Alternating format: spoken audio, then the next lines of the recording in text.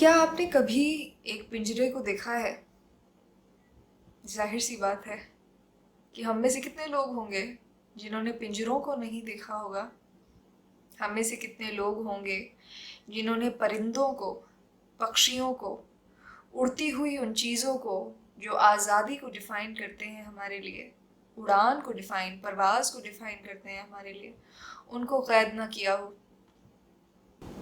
हम इंसान जो हैं, हमारी सबसे बड़ी गलती ये नहीं है कि हम सोचते हैं कि हम और लोगों को, हम और जीवों को कैद कर सकते हैं। हमारी सबसे बड़ी गलती, रादर ट्रेजेडी, ये है कि हम भूल जाते हैं परमेश्वर और नमाजी खुदा बताते हैं तो हम ये भूल जाते हैं कि हम भी एक पिंजरे में कैद हैं। उस दिन मैं एक दोस्त से बात कर रही थी और अमृता प्रीतम जी की भी एक किताब है जिसका नाम है पिंजर। उसके ऊपर एक बहुत अच्छी मूवी भी बनी हुई है, मैं नीचे लिंक दे दूंगी अगर आपको देखना चाहें तो। पिंजर का बहुत आसान मतलब होता है पिंजरा, वो जगह जहाँ पर किसी भी चीज़ को, शख्स, इंसान, जीव जंतु, जीवात्मा को कैद किया जाता है, को सलाखों के पीछे डाला जाता है। हम इंसान, हमारी जिंदगी अज़ल से इंतहा तक एक पिंजरे में ही बंधी हुई है। ट्रेजेडी ये है कि हमें वो पिंजरा दिखता नहीं है और हम समझ लेते हैं कि जो चीज़ दिखती नहीं है वो चीज़ होती नहीं है। पक्षी हमसे ज़्यादा खुशनसीब हैं क्योंकि अगर वो कैद में होते हैं तो वो एक जाहिर कैद में होते हैं।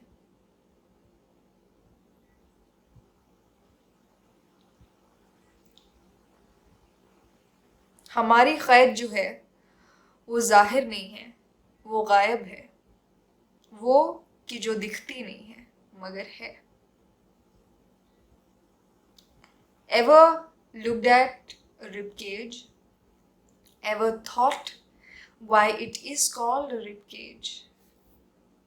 एक ऐसा पिंजरा जो हड्डियों से बना हुआ है, हड्डियों का ढांचा,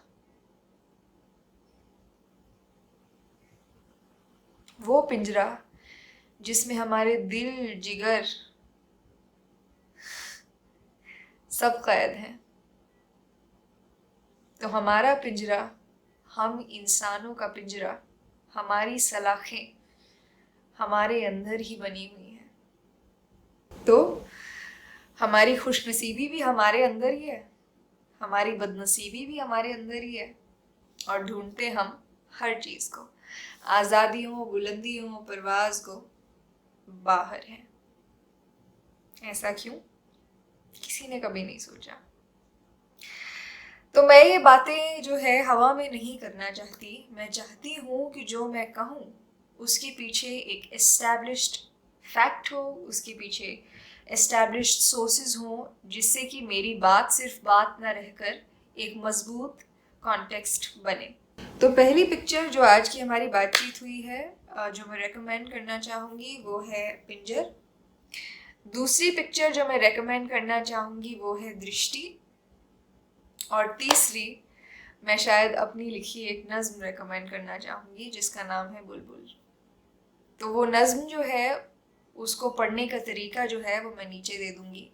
इन दोनों फिल्म्स के लिंक्स भी मैं नीचे दे दूँगी। ये दोनों फिल्में जो हैं बहुत रेडीली अवेलेबल हैं यूट्यूब पर, तो आप यहाँ बहुत आज़ादी से देख सकते हैं। और ख़त्म मैं करना चाहूँगी गालिब के एक शेर से।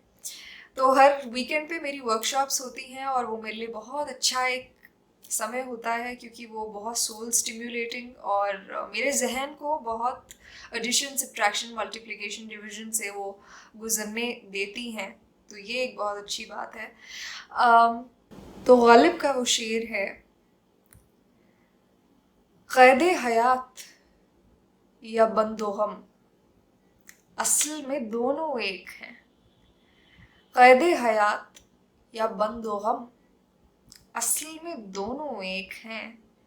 मौत से पहले आदमी गम से निजात पाए क्यों?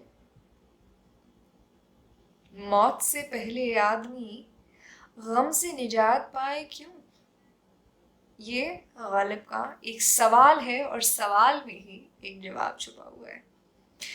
तो उम्मीद है आज की ये वीडियो जो है इससे मेरा मकसद सिर्फ़ और सिर्फ इतना ही है, हर मेरी एक वीडियो से मेरा मकसद सिर्फ़ और सिर्फ इतना ही है कि मैं जिन रास्तों पर निकलती हूँ ज़िंदगी का मायना मतलब समझने, मैं उन रास्तों को तलाश कर कुछ हद तक आपको भी दे सकूं, ताकि आप अपना सफ़र जो है खुद चुनकर खुद तय कर सकें। तो उम्मीद है आज की बातचीत जो है उससे आप कुछ निकालेंगे, कुछ लेंगे। You can also be a part of these workshops.